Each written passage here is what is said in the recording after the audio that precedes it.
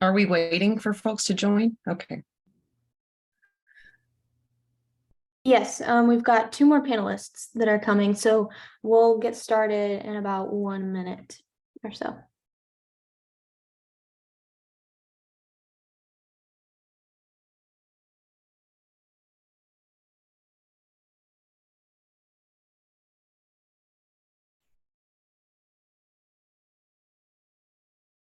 I'm super excited about today's topic, though.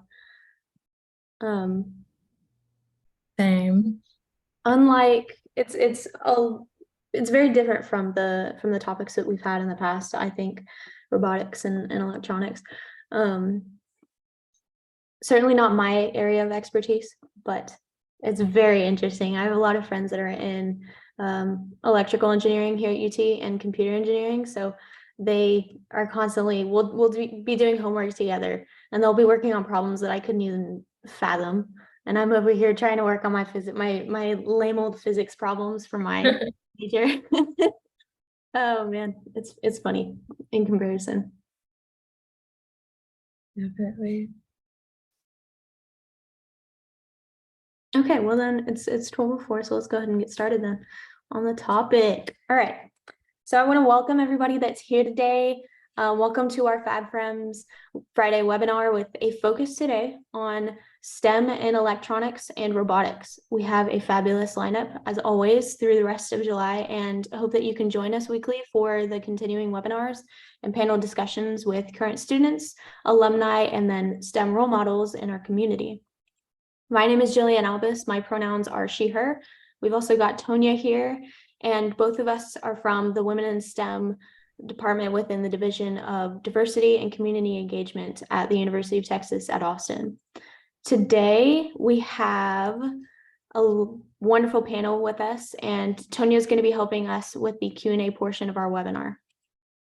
Okay, so you can find many of our FabFems Friday webinar panelists and more amazing STEM role models in our FabFems directory, which is a national database of women in science, technology, engineering, and mathematics, STEM, professions who are inspiring role models for young women. The directory is managed not by us, but by the National Girls Collaborative Project and is designed to help increase career awareness and interest in STEM. So STEM role models can create a FabFems profile, and then they can indicate how they want to be connected with students, either just serving as a role model for those students, or so putting up a profile so that students can read about their experiences or volunteering or contact them via email or other options. And so students, if you're listening, you can search by a keyword or by a variety of other factors like zip code, field of works, ethnicity, or interest in engineering, whatever it might be. There are lots of options available to you to search. So go ahead and check out that database when you get a chance. Tonya will put the link for it in the chat. Thank you, Tonya. Perfect timing. Okay, so then moving on to our YouTube channel. So we'll be adding all of our webinars that you've seen in the past, and then also today's webinar on our WiSTEM YouTube channel here. Other videos are available there as well, but it is all to help future and current students. So subscribe to our channel, get notified when those new videos are added, and Tonya has put in the link in the chat for that as well. Perfect. Okay, so let's go ahead and move on to the Q&A portion of our webinar. And if the other panelists are joining us, they can go ahead and trickle in. So today, like I mentioned, we're doing STEM in electronics and robotics, and we will have each panelist share some quick introductions here in a moment to get us started. But after introductions, we'll have a facilitated panel with some pre-selected questions. And then after that, again, we'll also be taking questions from you, the audience. So put in questions when you have them, when they pop up in the Q&A section on your screen. You can submit those questions at any time, and then towards the end of our panel, we'll go ahead and answer those questions for you. So let's start with quick introductions as always. If the panelists don't mind sharing your name, your pronouns, your hometown, and then your major degree, and then how long you've been at your current company, and then just some cool side facts about any kind of hobby outside of work activity that you like to do. So could we start with Cindy? Sure. Hi, everyone. My name is Cindy Stumpf. I work in IBM, and I actually started IBM right after college, and I graduated from UT Austin. Hook 'em horns. Um, like I was saying, I've been with IBM for 20 plus years. My dad worked for IBM, so I always joke that my blood is blue because the IBM logo is in blue color. And I've done many different roles and responsibilities in IBM over the last 20 plus years. And one thing that, I try to challenge and push myself is to stretch that comfort zone and take on a new role every block of time that I progress my career to something newer and more challenging. And my current job at IBM is I'm the Senior Compliance Manager for IBM Software's multi-SaaS cloud platform. I know it's a long word. I'm excited to be doing compliance. It's a very exciting field because I can tell y'all when I started my career 20 plus years ago, this field is relatively unknown or non-existent. So as we move from software delivering over cloud, over the internet, cybersecurity and compliance becoming a big hot ticket item in our industry. So I can go into a little bit more later in the Q&A sessions and kind of give y'all, what are some of the great opportunities we have in STEM related to compliance and risk management. Oh, and I guess I'll conclude with something I do outside of work is I do dragon boating. We have an Austin Dragon Boat team. It's called Austin Coolers. We practice twice a week at Town Lake. And also I volunteer. I contribute a lot of my spare time with the Zilker Hillside production. And we have Matilda running right now at Zilker Park every Thursday through Sunday night until August 12th. So come check us out. That's so cool. Crystal, you want to go next? Hello, all. My name is Crystal Nakonsny. I go by she, her.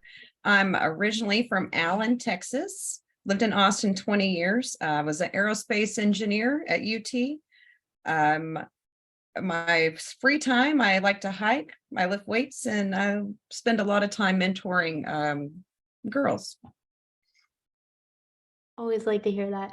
Okay, well, it sounds like y'all have amazing lives even outside of your jobs and crazy cool hobbies. I don't know what dragon boating is, but I think I'll look into it after this. That sounds cool. So we've done our introductions, so let's go ahead and move on to the theme for today. Like I said, it's electronics and it's robotics. So let's hear a bit more about your career paths, if you don't mind. Can you share with us how you initially chose your major and then how you got to your current position and, of course, how it connects to electronics and robotics?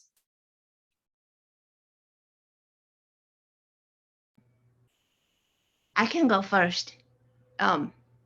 So I studied management information systems at UT. And that was my first entry into the tech world. And I started at IBM as a software developer. And over the years, I progressed through project management and program management. And now I'm a people manager. So I have a team that spans globally in different continents. And I think that's one exciting thing about in this field of STEM and tech, related to working with AI. That's what we're currently working on is you get to work with people all over the world. And it's an exciting job opportunity as far as I can see. And I've enjoyed it in the last 20 years because I'm not just isolated to working from people in Austin. I get the opportunity to work with people all over. And like I was saying earlier, the one thing that I do encourage everybody is constantly push that comfort zone of yours and constantly explore and seek new opportunities because you just never know what is around the corner. So keep looking, keep exploring, and keep asking questions. And always know, even if you think, well, I might not be able to do this, but give it a try, give it a shot. You won't know until you actually try it.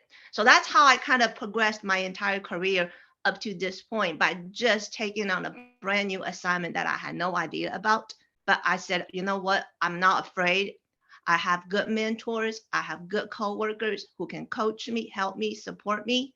And I am a hard worker. So those are the couple things that you want to keep in mind, even when you are in school, find those opportunities and then eventually leverage those skills that you have already accumulated when you actually start in the career development in industries.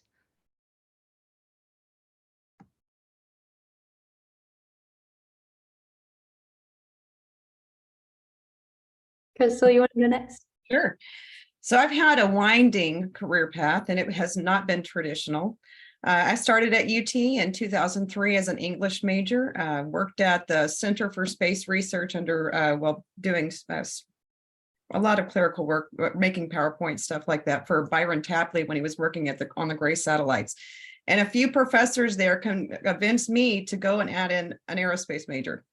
So I did that and I loved it. And so I double majored at UT with the English and aerospace degree. Did some undergraduate research for Dr. Giant Saroui. We were exploring plasma actuators. They were really, really interesting.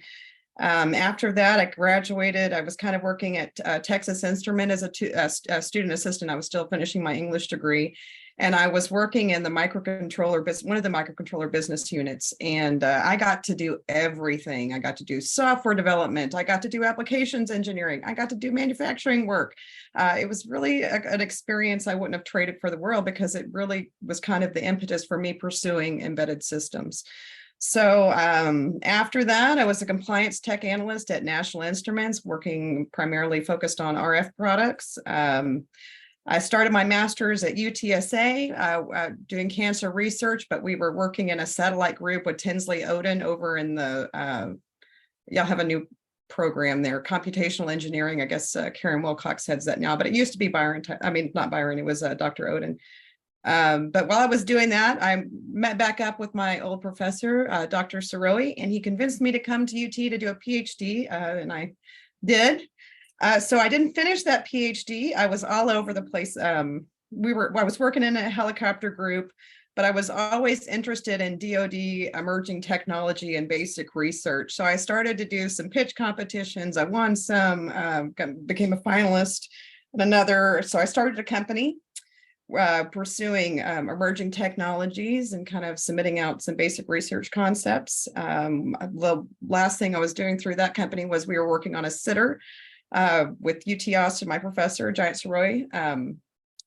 It's a really cool project I'll talk about later. I briefly left that because I had two young kids. And so I know I needed to step back a little bit. So I was doing some program manager working on CIA R&D projects, had a diverse team. These were not small projects. I took some time off after that because I knew I was going to switch back to the sitter, pursuing SIBR and sitters, but I haven't done that yet. So I was teaching robotics and innovation to kids at a local elementary school. I had 110 kids. I was coordinating 15 mentors. It was a lot of fun. So now I'm currently exploring a rather extensive market research and technology analysis. I'm really focusing on cost-benefit analysis for some DoD applications of carbon nanotubes, distributed sensing, which pertains to robotic sensing. I've worked on a range of projects, but I think that'll come up right in the next question we can talk about. And if it doesn't, I'll be sure to ask about it personally, even if nobody puts any questions in the Q&A, which this is your reminder, audience members, go ahead. If you have any questions, put that in the Q&A. But that's interesting because it sounds like both of y'all have somewhat of a business background, whether you went into school wanting to solely pursue business or whatever it might be, or English or something else. And then you've kind of wound up here. So it goes to show that really you can do anything, and it doesn't necessarily have to stick to the career paths that are listed in the pamphlet for a certain major when you're choosing what to major in college. So that's very interesting. Let's talk about what inspires you, or what excites you about the future of STEM in electronics and robotics. What keeps you going? I think what excites me the most is just see how far we have come along with the technologies. Like when I first started working, we were working with desktops. And over the years, now we have laptops, we have tablets, we have smartphones. So the technology is being pushed every year to a new height. And right now, we work a lot with AI, IBM's I'm sure you guys are familiar with ChatGPT. So IBM, we have our own platform. It's called Watson X. So that's really what excites me the most right now is how I can, integrate and tie in my work, my team. How do we get the most efficiency, streamlining with AI, artificial intelligence? How do we drive that big data machine learning to push ourselves to do the job better, to have better insights to what our customer needs are? And for me, the space lies within compliance and security. So what does that mean for y'all is how do I make sure we make products that protect you, your data, your privacy, your information? That's what I'm interested in. And that is my job responsibility. And that is where we're incorporating AI to make that a better place for y'all, that everybody feels more protected, more safe in the cyber world. So yeah, this is, I think, just seeing the progression and the changes over the years. I think it's just an exciting field to be in. And I think for girls, because when I started, I thought I maybe just write some code and that would be the end of my career and retire. But that's not the case. You have to just keep an open mind and be flexible and take on challenges and make sure that you surround yourself with good mentors, good peers, and ask questions and say. And sometimes they'll come in. I mean, one of my earlier opportunities knocked on my door was somebody said, "Hey, Cindy, why don't you try project management? I see you have certain characteristics that would be a great fit for that job." I didn't even know that, I'm a good fit for project management. But by working with that person and just having that relationship, people will come sometimes, give you very candid feedback. And I always take the positive and the negative in equal weight because that's how I improve myself, right? So having those honest conversations with the people around you always is very helpful because it will help you better and improve your skills, yourself, and it will make you better and more competitive in whatever you do. So yeah, um, I I love working with people. I was saying that I have a team that spans 4 different continents. So, instead of, we talk about work, but we also talk about, our families, our culture, right? And we have this very human connection. So that's very important to me with the team that I have. And it's, I would say, technology and the people that I work with to make the technology better for all of us. That keeps me excited and that keeps me wanting to, get up early, join a call like at 6 a.m. because I know what I'm doing is making a difference. Wow. And that just, I mean, what you brought up of challenging yourself and making sure that you have good people around you, that just goes to show the value of having good mentors and people that you can look up to and trust. And maybe you're doing something in your fields or for the people around you that hasn't been done yet. And maybe your mentors don't know necessarily how to go about doing that, but they certainly have experience in other aspects of life that they can provide to help guide you to get to where you're going. And Tonya put that link in the chat for the FabFems directory, that fabfems.org link, which will take you to that directory where you can go ahead and make those mentors and reach out to them and find out who's somebody that I can look up to and trust going forward to develop a kind of relationship that'll push you to challenge yourself. So thank you for bringing that up, Cindy.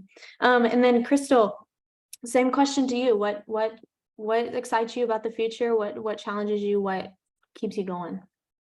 Well, I tend to be more of a creative type and I'm never bound by norms. I don't let that stop me from doing anything. And I think particularly in robotics and what's going to transition out to new technologies for, I've say embedded systems now, but that's not what's going to be in the future. I like that I am able to just constantly generate new concepts. That's probably my favorite aspect of this, is that it's growing so fast and there's a lot of possibilities. Definitely growing so fast. And thank you for bringing up creativity as well. We mentioned that in the first webinar that we had this summer. We talked about creativity and we talked about mindfulness and how those intersect when it comes to STEM. So I'm glad that you brought that up, because a lot of people separate the two, thinking that creativity and being artistic and ideating, all of that is completely different from STEM, that is all logical and analytical. And personally, I've seen that intersection in my own life, being an artist myself and also being in neuroscience at UT. That's the two aren't mutually exclusive, and especially all the people that you're going to meet if you attend UT or whatever university or college or path that you end up with, audience members. Definitely, if you reach out to people and you explore the people around you and see what they're interested in, you're going to find that nobody fits into one box entirely. And that'll help you develop relationships going forward, because you can connect on things that are even outside of STEM. So then, Cindy, you brought up AI, which is interesting because that's our next question. We're hearing more and more about artificial intelligence, AI. Can you share how AI intersects with your work, or where you see AI impacting electronics and robotics in the future? Yeah, certainly. As I was mentioning that for IBM, our AI is called Watson X, and in fact, that's what my shirt says. I love AI. Um, and so, what we have done, my experience with AI is we we have a recent project. We use AI as a platform, as a brainstorming platform, to kind of get us kicked off and started initiating some project ideas. So I find that to be very helpful, because it allows us to get the data immediately. It provides certain insights at super accelerated speed. And then it really increases that delivery timeline, and which is important to business.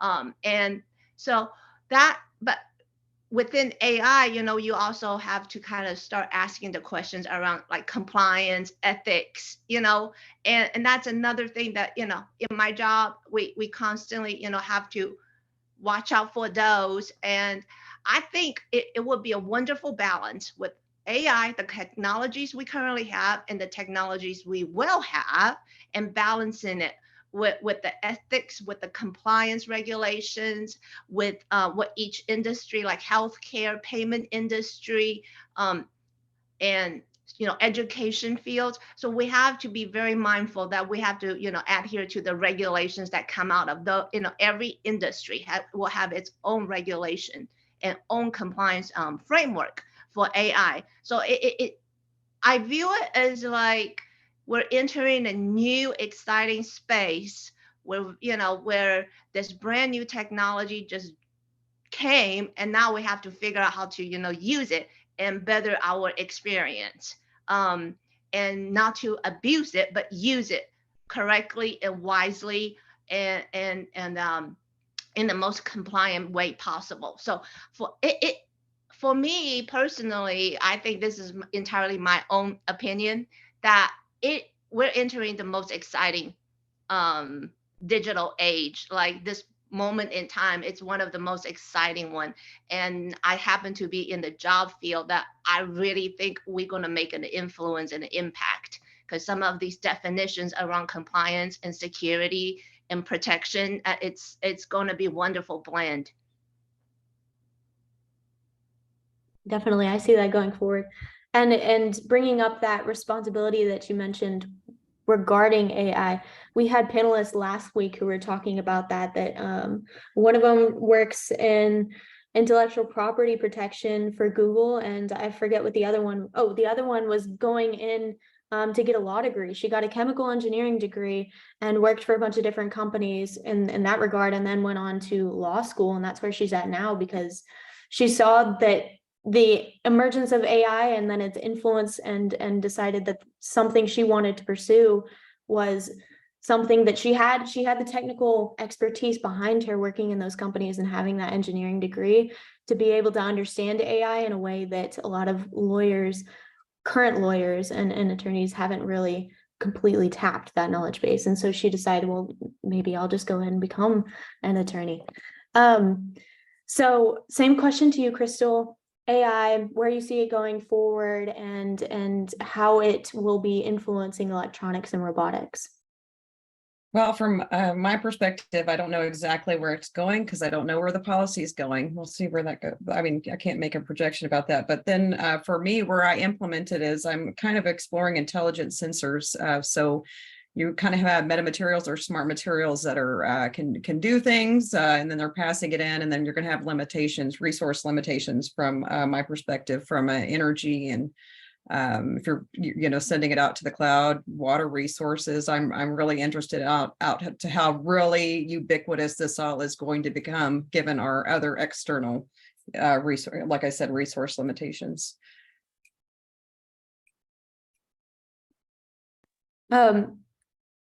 You were going to get into a project that I can't remember exactly the context that you brought it up in Crystal, but you said that you were working on some sort of project, and you said that you could talk about it later. Do you mind expanding on that?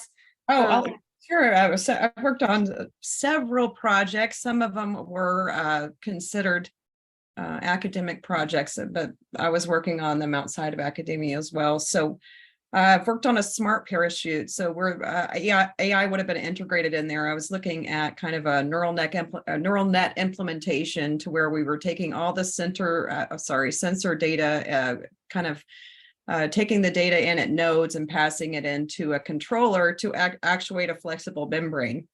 Another thing we explored, well, this was me, I had gone out to Delft, and there was a company that was doing high altitude energy generation on ships. So they were deploying kites to pull the ship along. So that one was actually pretty neat, and I didn't get too far on that. Another system we explored, and I think this is still in works with a company called Spark Cognition here in Austin and UT, was an auto-rotating decelerator. So for that project, myself and my professor were funded by AFWorks. I don't know if anybody is familiar with AFWorks. It's an Air Force kind of more interested in cutting edge technology. We were funded for a system that deployed, it auto-rotated down, which means it's like a helicopter. You guys have seen helicopters spin, right? So auto-rotates down to the ground and delivers a package. And that one was really exciting. We presented out to Army Futures Forum. I was trying to partner, find a lot of support for it. And I think it was supported, but at that time I had to personally leave. So I was more into autonomous systems and robotics. One thing we're kind of planning to do is, as I continue teaching kids robotics and innovation, is I wanted to integrate generative AI into the curriculum, expose these kids young, kind of experiment out and see how that goes. And I think I answered that question. Kind of took a tangent too, right? Sorry. It was a very interesting tangent, if that makes you feel better. Cindy, are there any projects that you've worked on up until this point that you can talk about that you particularly enjoyed? Yeah, there was one memory that I would like to share today. Is many years ago was the first time that I had the honor to see IBM WiSTEM in action, and it was the WiSTEM lab. I had the honor of having a tour there, and I remembered this moment until today, and I don't think I'll ever forget, was when they had the demo, and it was just like my entire jaw just dropped, and then my mouth was this big, because I just couldn't believe that what I have seen. It was literally like the sci-fi movie coming out of the screen, and I'm watching it real life, live because they did a live demo. And this was many years ago, So I remember that. And then now seeing, we have so many different AIs. There's like ChatGPT, WiSTEM, and there's Journey. I mean, it's doing AI in its own special field. I'm really excited to see where this all goes, in what application, how it affects my life, how it affects my family's life. And so, yeah, I think we're living in some very interesting times. It's just, I think for me, just constantly learning about it. I never feel like I know everything. So especially now we're in this new space, I constantly feel like I have to catch up and talk to more people, learn about more new technologies. And then, what can I do? That's another thing I ask at work is, what can I do to make it better? What can I do to make my area better, make my team better? So with AI, what can I use? What can I do? How do I incorporate in our work workflow, right? There's workflows and processes. How do I make all this integrate together if there's a way, if there's a seamless way, and how do I push the boundary to a new, height? So those are the questions I ask myself a lot. And it's definitely I just think it's wonderful. I've been in the tech field in IBM for over, many years, and I just think it's never a dull moment. It's always something new. So this is what gets me going and excited. Always improving. That's very important in every aspect of life, not just in the workplace. So we do have some questions in the Q&A box. Woo. Tonya, do you want to go ahead and ask those questions? Yes, ma'am. Okay, so our first question is from Victoria. She asks, what do you love the most about your current job? Cindy, would you like to go first? Sure.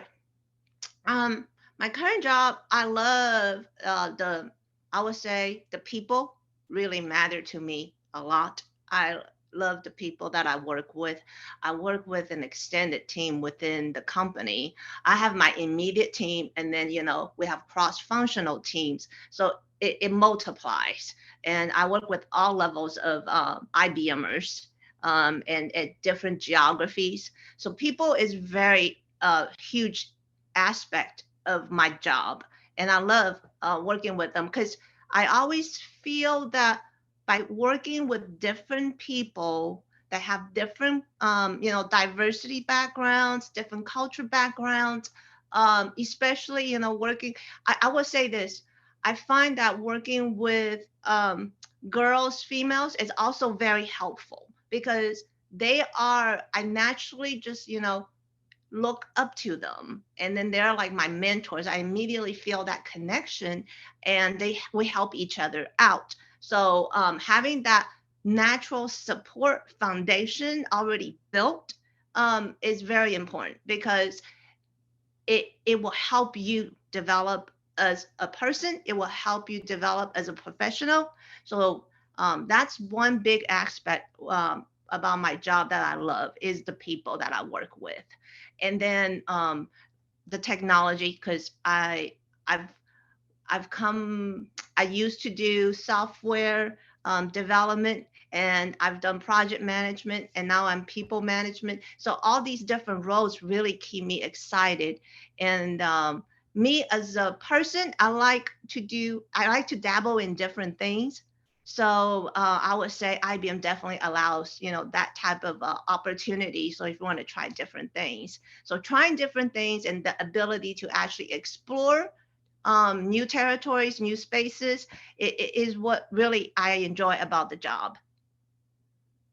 That's beautiful. I really do love how you brought up how important it is to have solid foundations and solid communication and relationships with people that you work with. That is so important. So important. I'm actually very grateful that I have an amazing co-intern, Jillian. It's really it's really beautiful to work with people that you get along with, and it really does inspire you. Crystal, would you like to go next, telling us about, your favorite part of your job? Sure. So right now I'm kind of in a crossroads where I decide if I'm going to continue some pursuing SIVers and sitters, which is probably more of my passion, or if I am going to take a role in the Department of Defense.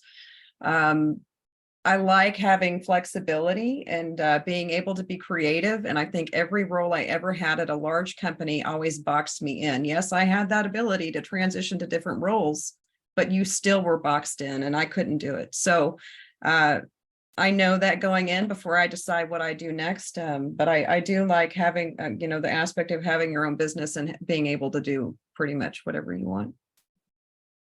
Wow, I actually really love that perspective. That is something I never really considered before. There must be a lot of freedom in getting to do your own thing, set your own pace. I love that. Our next question comes from Sapphire. They ask, what was one of the biggest challenges you have faced throughout your career journey? How did you overcome that challenge? And Crystal, since you just spoke, you can go ahead and go first. Okay, so this is complicated. So I come in and I'm a minority female, and Cindy, you can relate or not. Going into DoD, it's all males, it's all men. Challenge I've had is when I talk to subject matter experts, they kind of sometimes talk down to me, and it's not something I enjoy at all. Some of the, I think this is part of the advice, is some of the subject matter experts, they have a myopic or parochial view on what can be, what should be. They don't necessarily have expertise on, this is technology in particular, but they don't have policy knowledge. And so every time I talk to someone, I always have to put on that, hat and think, okay, what's the skew here? Why, why are they interacting with me this way? And it helps, if like I said, when they're talking down or I don't want to say what I want to say because that's probably not appropriate for a panel interview, but you always have to keep that in mind. So as people do, if you interact, you have to just kind of brush it off, ignore it. That's been my major challenge of mine. I don't know about you, Cindy. Yeah, I can definitely relate to what you're saying, Crystal. Yes. So the challenge I have is believe in myself, because when you go to a meeting and there's people with big titles, people who have been there longer than you have, right? And it's always the old kind of perception that they know more than you do. They're better than you. And, you just joined this team and, you're young, you're new. So that's a challenge. It's a struggle. And I can't say I'm 100%, comfortable in my own skin. But every day I tell myself, I'm as good as those people that I'm in the same meetings with, right? I might even be better. So I try not to let them influence me in the negative light. I try not to get myself stressed out or depressed because what others think of me. Because I can tell you that when I started, that was a big shadow. It was this big dark cloud that was hanging over my head, just so finding that your own rhythm to develop that self-confidence, to have that esteem, and to be able to just walk into a meeting, doesn't matter who's in that meeting, that you're able to speak, articulate your thoughts and defend them. And in the end, walk out just so they know you are as big as they are. You're not any little, you're not any tinier, you are as big as they are. I think, you just set that tone and set that image is really going to help you with the whole confidence building, because it doesn't really happen overnight. It's like one block, it's like building blocks. It's one tiny block at a time, but it starts with just this message to yourself. I'm very competent. I know what I'm talking about because I've done the research, I've done my homework, and I'm good at my job. And even when there are doubts, even when there are questions that come your way, they feel like they're just, grenades thrown at you. It's okay. We can take it. We'll take it. We'll go back. We absorbed it internally. And the next time you're just a little bit stronger. you have a better, shield, and then it just builds over time. So I really think the biggest challenge is not to let any of those outside influences, like crash you and crush you, and then learn from every single one of those experiences and think of them as your confidence building block.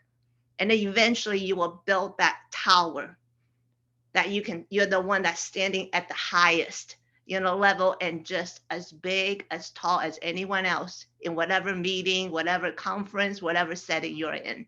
Yeah.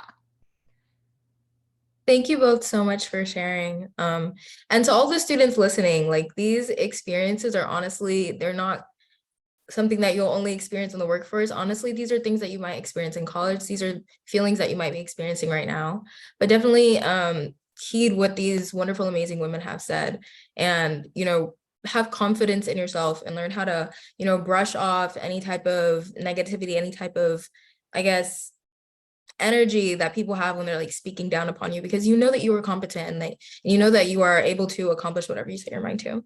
So we have time for one question briefly. Let's do this one. While attending UT, what was a memorable memory or experience?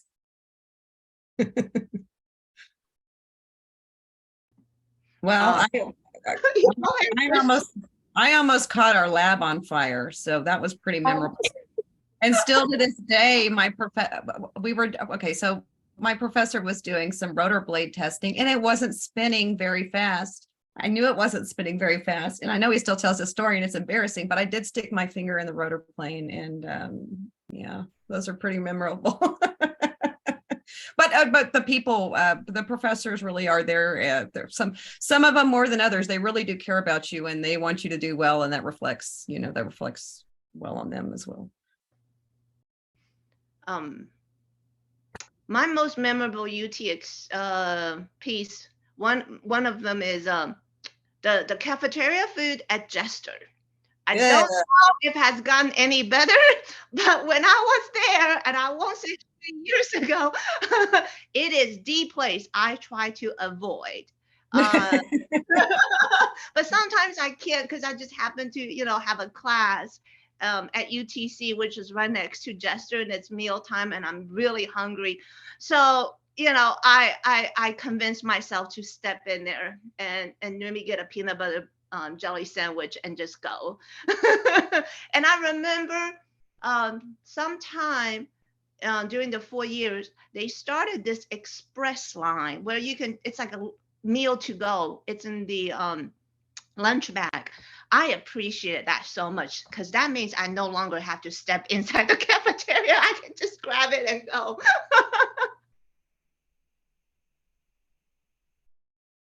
Thank you both so much for sharing. I can't say that Jester food has gotten any better. I just have to go around that side of campus, if I'm going to be honest. But those are amazing stories, painful, some of them, but thank you so much for answering those questions and being so candid with us about situations that you've faced and challenges you've gone through. It seems like there's, Cindy, you were mentioning kind of a balance between a humility related to always knowing that you should be improving, and that you have areas to improve in and grow, and also still maintaining self-confidence in who you are, whether that is as a female in the STEM workforce, whether that's a minority or not for you, or just being good at your job and knowing that you have good people to surround you with, and mentors to lean on. We mentioned mentors a lot today. We also mentioned some amazingly cool projects that I think I'll be asking you about afterwards, Crystal, if you don't mind, because those are very cool to me. But there was a lot that we learned today, and I hope the audience members really keyed in on those themes that we've picked up today during our discussion. But we've reached the end of our webinar. Sadly, I feel like I could talk to y'all forever about this stuff. It seems like every panelist has some amazingly cool projects that they worked on in their life and in their careers, and that just goes to show you how cool STEM is in general and how many avenues there are to pursue within it. So I want to thank y'all again for coming and joining our panel, and we hope that the audience members have learned a lot from this discussion. Be sure that you keep exploring. Tonio's adding the links to the chat for y'all to check out again. We've got the FabFems directory, national database again, and then we've got the YouTube channel for our WiSTEM videos. So you can come back to this webinar. You can come back and see all the other webinars that we've had in the prior weeks as well. But thank you for joining again today, and thank you to our panelists again for joining us. We look forward to seeing all of you next week at our next FabFems webinar. We've got one focused on STEM and energy. So go ahead and watch your email and your social media for the links and the details for that. And I want to wish everyone a great weekend, and we'll see you next Friday. Bye. Thank you. Bye-bye. Bye.